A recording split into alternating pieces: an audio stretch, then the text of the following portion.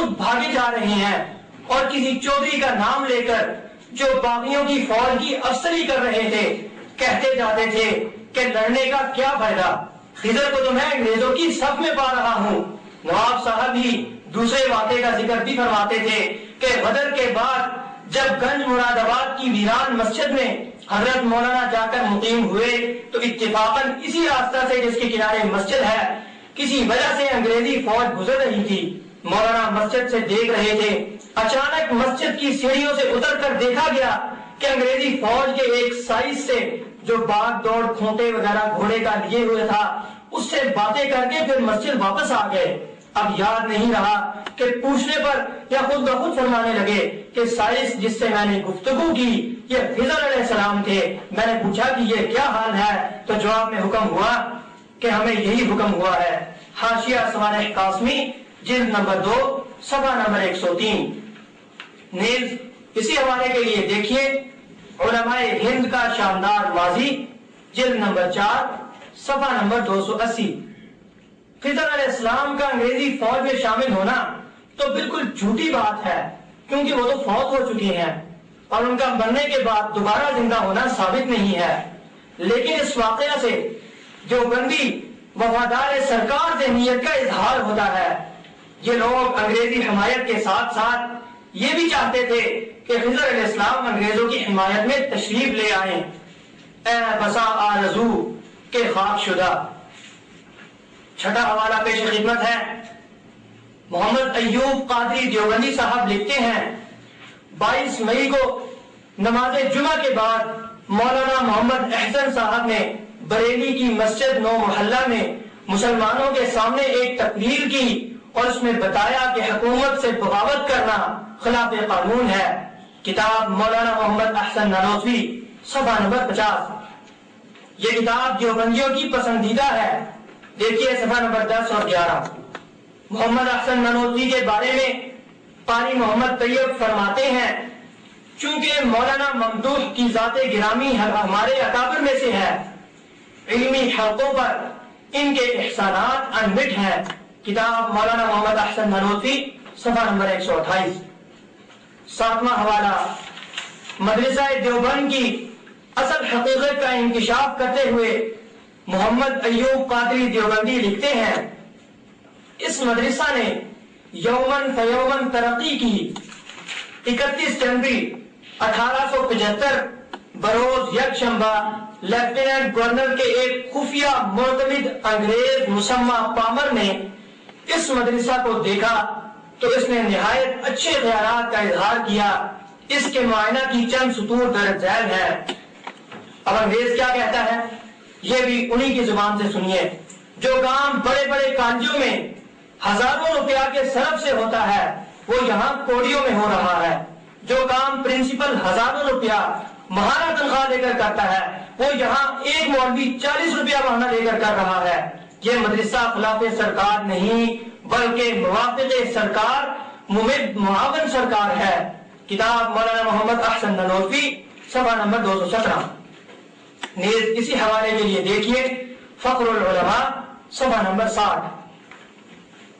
کتاب فخر العلماء بڑے دیوبندی علماء کی پسندیدہ کتاب ہے، دیکھیے اسی کتاب کا صفحہ نمبر 3 تا 7۔ قاضی صاحب کے اس بیان سے معلوم ہوا کہ مدرسہ دیوبند انگریز سرکار کا معاون و مددگار تھا۔ انگریز اس سے بہت خوش تھے اور چندے پر چندے دے رہے تھے، جیسا کہ میں تھوڑی دیر کے بعد بیان کروں گا انشاءاللہ۔ اس کی تائید اس بات سے بھی ہوتی ہے، محمد میاں دیوبندی لکھتے ہیں کہ مالکان مدرسہ سرکار کی خدمت میں لگے ہوئے ہیں۔ غور کیجئے، مالکان مدرسہ سرکار کی خدمت میں لگے ہوئے ہیں۔ تحریک شیخ الہند صفحہ نمبر 358۔